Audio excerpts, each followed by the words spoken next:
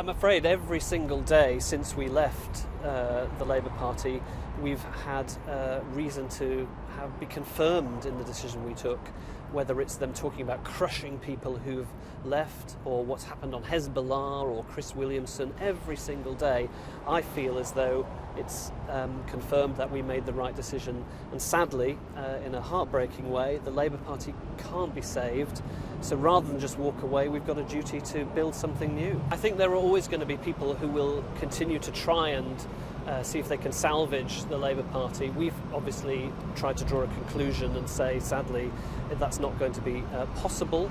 And people like Tom Watson, yes, they will express their views, but they're not in charge of the Labour Party. They're not the ones running the show. So, of course, those voices will be heard. But ultimately, it's the leadership who haven't changed one bit. Well, it's because I couldn't answer that question honestly any longer. When the journalist asks, is Jeremy Corbyn fit to be Prime Minister of the United Kingdom, I think the answer has to be clearly no.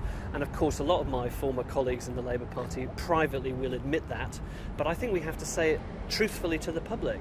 And so, you know, there are good people still left in the Labour Party, but they are now an increasingly small minority, and they are being pushed out.